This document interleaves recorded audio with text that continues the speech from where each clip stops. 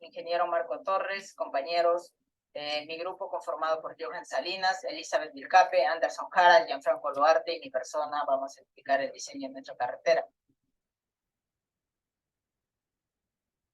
Hemos logrado tomar algunas condiciones, la altitud de más de 3.000 metros sobre el nivel del mar, restricciones económicas, que es importante para la velocidad de diseño, se ubica en zona rural, en el departamento de Junín, cerca al límite con Cusco, entre la cordillera del Pucabamba Norte y el Parque Nacional de Atishi.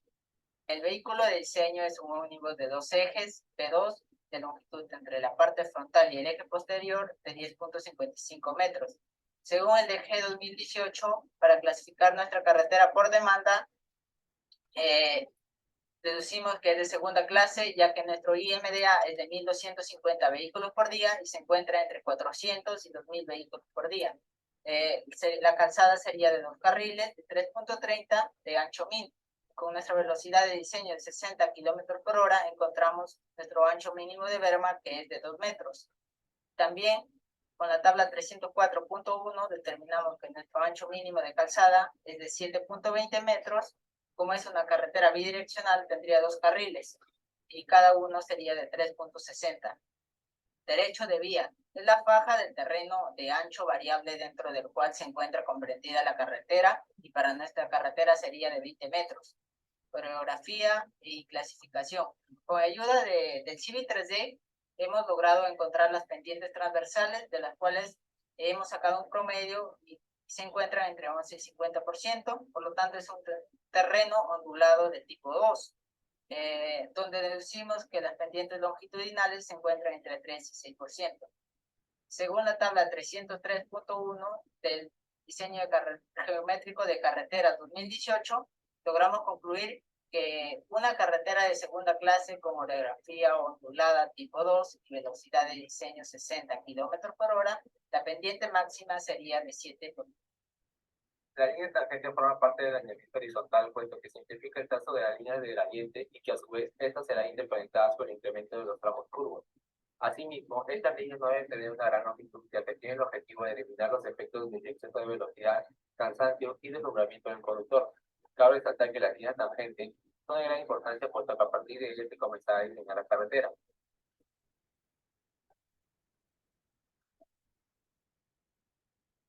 En base con las curvas horizontales, son aquellos arcos de un determinado radio que unen dos líneas tangentes consecutivas.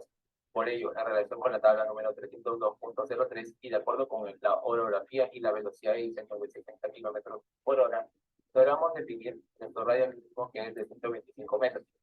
En consecuencia de ello, obtuvimos la longitud de cada línea tangente y logramos determinar que estas incumplen con las especificaciones de la tabla número 302.01, la cual indica las longitudes mínimas y máximas, ya sea para curvas S u O. Sin embargo, en base a las especificaciones del proyecto, se tuvo que poner radios múltiplos de 10 mayores al mínimo.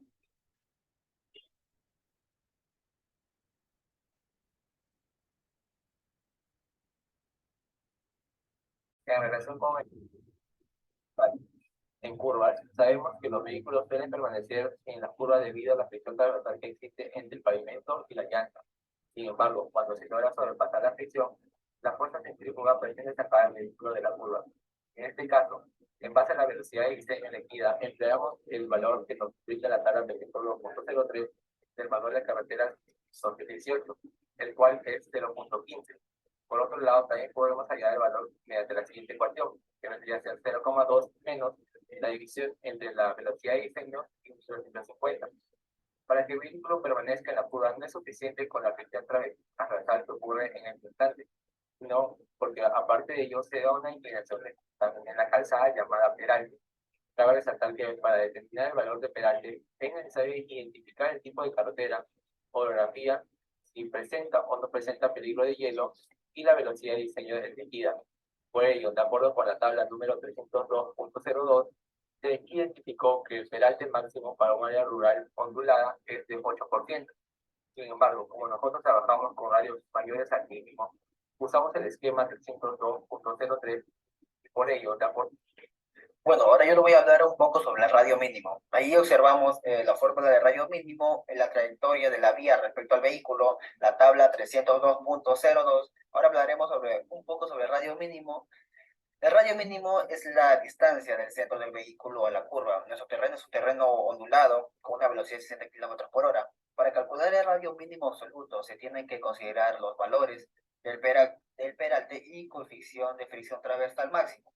Por lo que considerando una velocidad de diseño de 60 kilómetros por hora, nos sale que tenemos un coeficiente de fricción transversal de 0.15, un peralte más. Ahora vamos a hablar sobre la distancia de visibilidad de parada. En la diapositiva tenemos la fórmula de la distancia de parada. También tenemos el cuadro que nos va a indicar el coeficiente de fricción. Y al último tenemos nuestro cuadro de resumen de nuestros resultados, dependiendo nuestras longitudes, ¿no?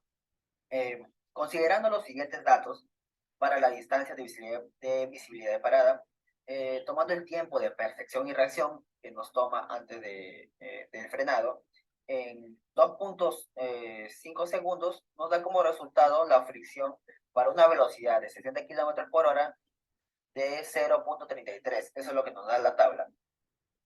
También nos da, vemos en el cuadro de resumen de los datos reemplazando que tenemos desde un T inicio. Ahora yo le voy a hablar sobre la determinación y transición del peralte. Teniendo un radio circular aumentadas con una velocidad de diseño que hemos estado trabajando de 60 kilómetros por hora, se realizó un abaco respecto a la figura 302.04 del manual de carreteras para la determinación de nuestros peraltes según la orografía de nuestra carretera. Lo que observamos y lo que hicimos fue, según los radios, intersectamos con nuestra velocidad de 60 kilómetros y para calcular el peralte máximo. Y depende de nuestros radios, ninguno llegó a superar el 8%. Por lo tanto, nuestro peralte máximo va a ser de 8%. De esa manera lo hallamos. También hicimos en el civil. En el civil vimos los distintos tramos, los distintos radios, y ninguno llegando al 8%, ¿no? Como lo observamos ahí en la diapositiva. Ahora yo le voy a hablar sobre la curva de transición para el cálculo de la curva de transición. Debemos de primero agrupar los radios de la curva en la ruta con sus respectivos peraltes. Para determinar la curva se necesita una curva de espiral que se usa en la siguiente tabla, en la 302.11, por lo que nuestro trabajo para una velocidad de 60 kilómetros por hora, todos los radios son menores a 210. Deberán de tener una curva de transición, de manera que los radios que necesitan curva de transición son el 130, el 140, el 150 y mayor que el 160 que tenemos.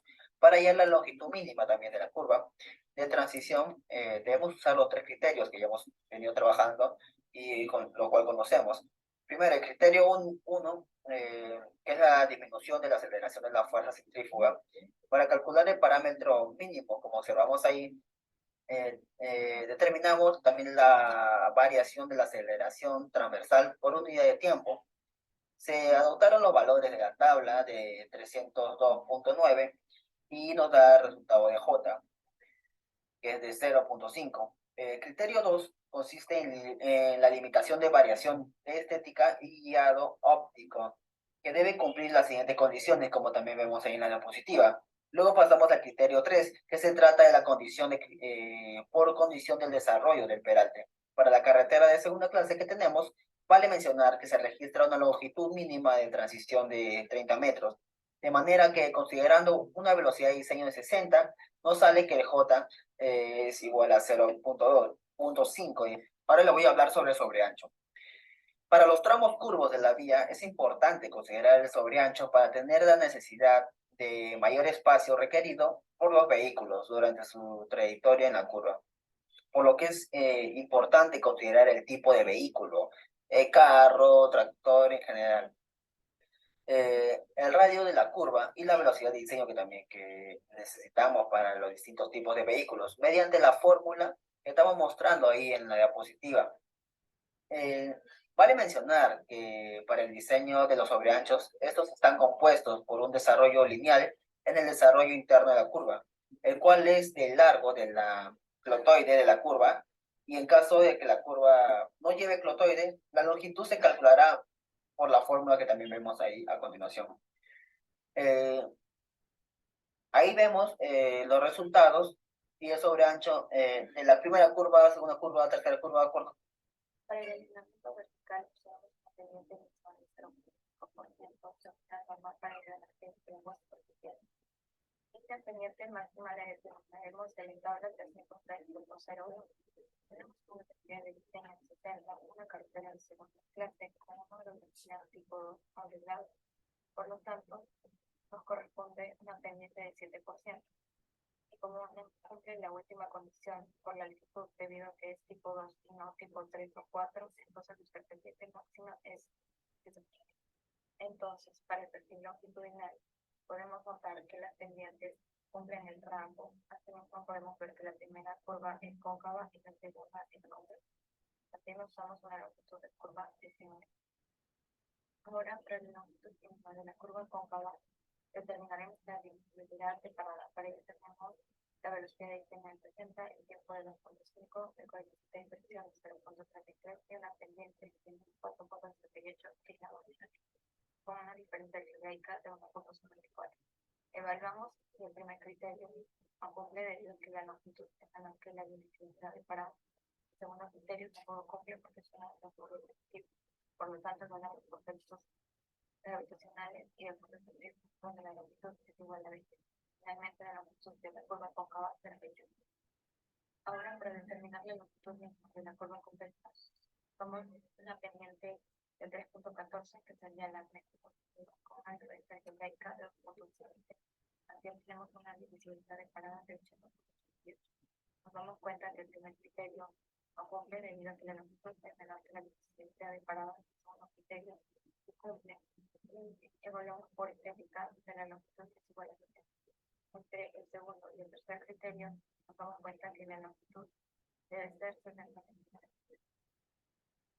Analizando, podemos notar que las longitudes de curvas verticales mínimas, tanto para la cóncava como para la convexa, son menores a 100 metros, que era la longitud inicial, por lo tanto podemos ver. Luego se realizó la rasante, que se encuentra a 0.50 metros de la circunstante. En la imagen podemos notar que es la línea de colisión. Después del alineamiento vertical, evaluamos el carril de ascenso según el manual de carreteras del 2018, con una velocidad de reducción de 25 km por hora. Evaluamos con las pendientes positivas, ya que en el ascenso es donde todos los vehículos pierden velocidad. Procedemos a evaluar con el abajo de la figura 303.01, así obteniendo las longitudes críticas para para posibles carriles de ascenso. Pero también el manual nos indica que las longitudes mínimas para los carriles de ascenso deben ser 250 metros, con una cuña de 70 metros como mínimo. Bueno, la única pendiente que cumple es la pendiente 3, donde se realizará el carril de ascenso.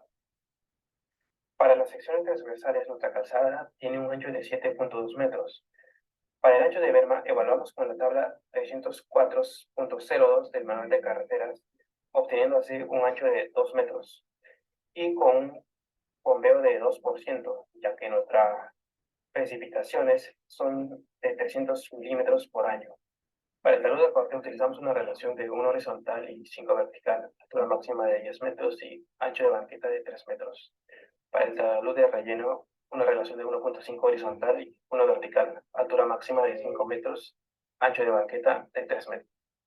En la siguiente sección transversal observamos el área de relleno junto con el talud de relleno, donde podemos ver que la altura máxima de relleno es de 5 metros y el ancho de la banqueta de 3 metros. Y así va descendiendo hasta finalizar el relleno. Ya para finalizar el reporte de volúmenes, en este diseño de carretera contamos con 193 secciones transversales en toda la trayectoria. Bueno, ya el civil nos dio el reporte del área de corte y área de relleno en cada sección transversal. Muchas gracias.